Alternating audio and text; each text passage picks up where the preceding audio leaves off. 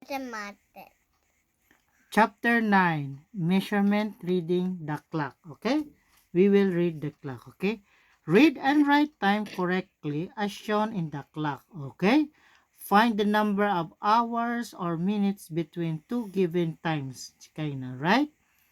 State the value of using time wisely. Okay? You have to use your time wisely. Okay?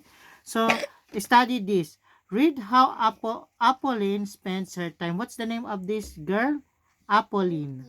Why Apolline. is So, happening? it's Apolline's day. In the morning, Apolline wakes up and gets up from the bed. Okay? She takes a bath and brushes her teeth. Did you take a bath?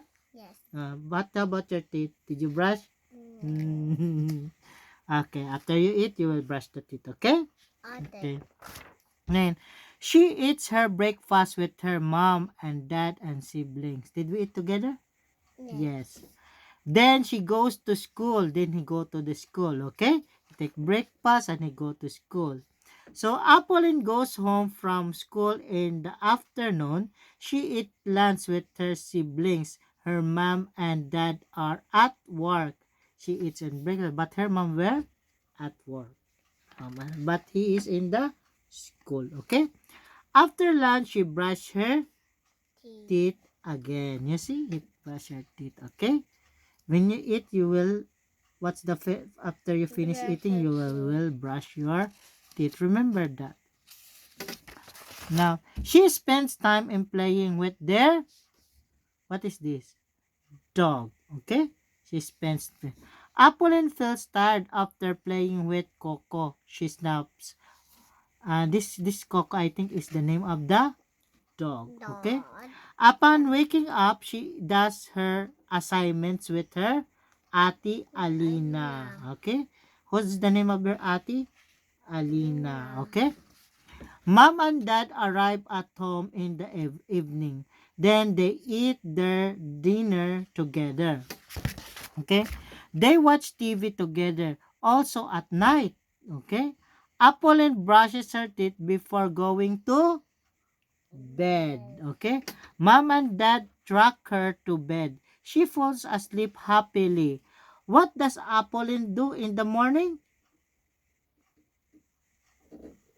In the morning, what he do? Si Kaina? He wake up, he what? Take a bath. Take a bath and Have dinner. no, breakfast because morning, and then he go to school. And he eat, no, that's not yan. What does she do in the afternoon? What do he do in the afternoon, Shikaina? What he do?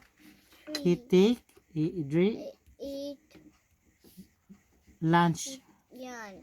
He eat again. He make what? Toothbrush. What he do again? He make play with the dog. And what he do? And she take a nap. Okay? And he do what? Assignment. Okay? How about you? What does she do in the evening and night? What he do in the evening and night? She what? She what? Mom. She what? She eat dinner with her mom and take assignment. And what another he do? He watch TV. And another what he do before going to the bed? He make toothbrush. And she sleep. Okay? How about you? What do you do at these times, at the times of the day? What are you doing right now? What you are doing right now? What you are doing is studying. What you are doing today? Studying. No, we are playing. No. We are what? Studying our lesson. Okay? So, what's the point? We do different things at different times of the day. Okay, remember that. One thing that we share with Apolline is eating breakfast in the morning, eating lunch in the afternoon, and eating dinner in the evening. Okay? How do we identify when it is morning? How do we identify when it is morning? And when it is afternoon, how do we know when it is already evening? How we do know? How do we know what this is morning already? How do you know? She kinda here. Look. How do you know that it is already morning? Because the sun rises in the morning. And how about afternoon? How you know?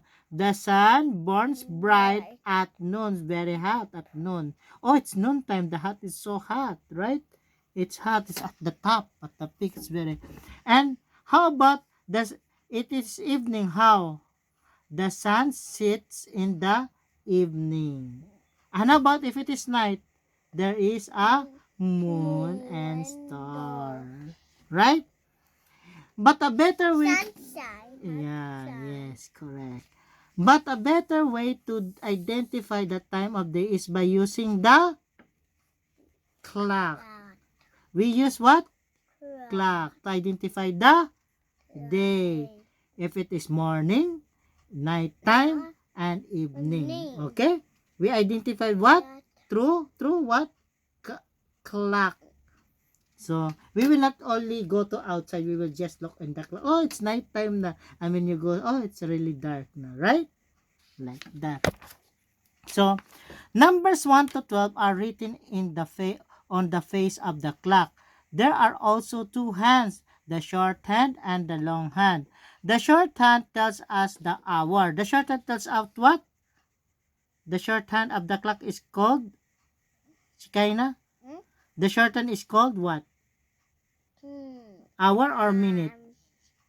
The short hand of the clock is called hour or minutes? Hour. Correct. And how about the long hand? This one?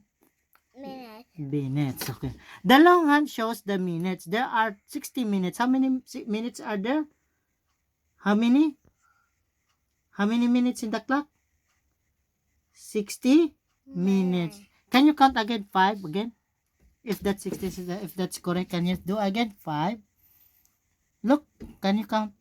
5, 10, 20, 20, 25, 30, 35, 40, 45, 50, 55, 60. So how many minutes? 60 minutes in the clock. Around the clock is how many minutes?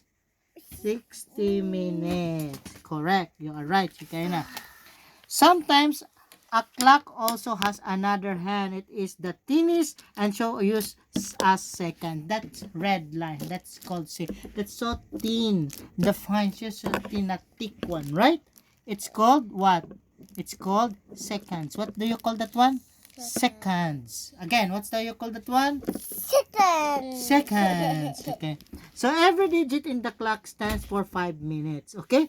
This is 1 digit, 2 digit, read. 1 digit, 2 digit, 3 digit, 4 digit, 5 digit, 6 digit, 7 digit, 8 digit, 9 digit, 10 digits, 11 digit, and 12 digit. In 1 digit, how many minutes? 1 digit. How many this is one? This one. In 1 digit, how many minutes this one? This one. How many minutes this one? 5. Correct. And this 2 digit is how many minutes? 10. 10 minutes. And this 3? This 3 digits, how many minutes? 15. 15 minutes. Correct, Rikaina. Yeah.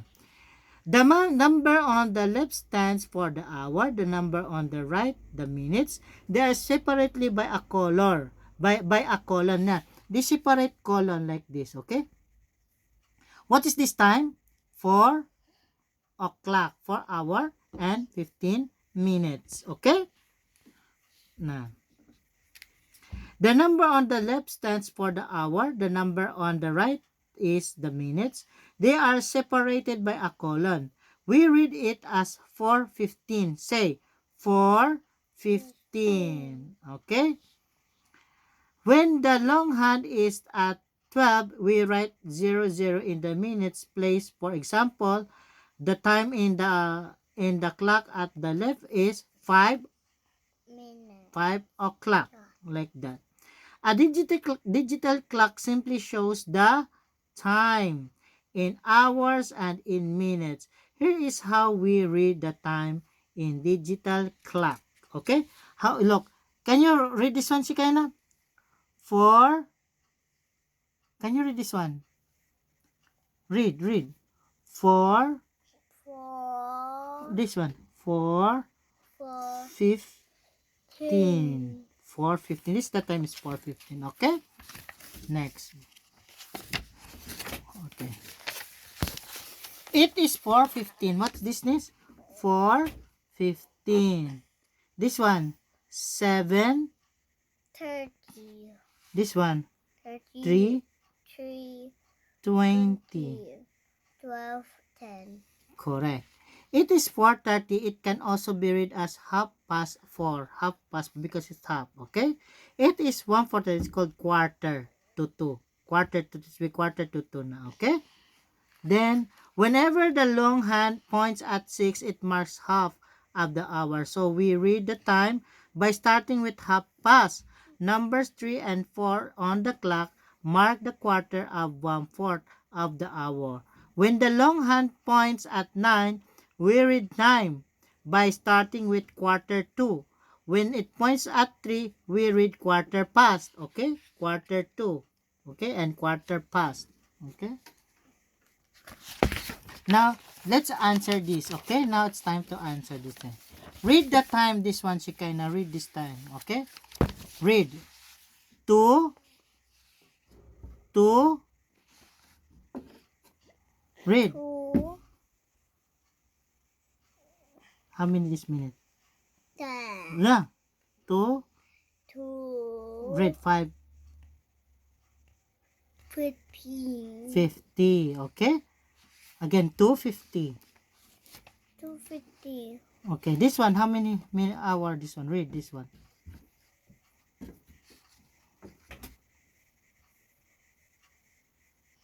Read. 10:14. How about this one?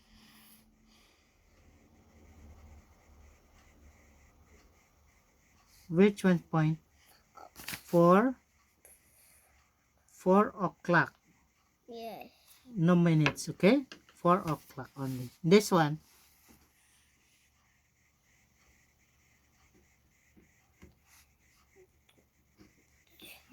Three 3 o'clock.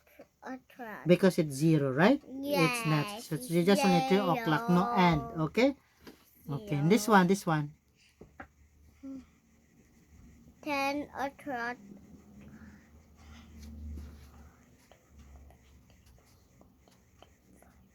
30. Say again. 10 o'clock. 10 o'clock and 30. Okay, this one. Okay. Which the shortened point? It point to what number? 3. Okay, read. 3. 3. 3.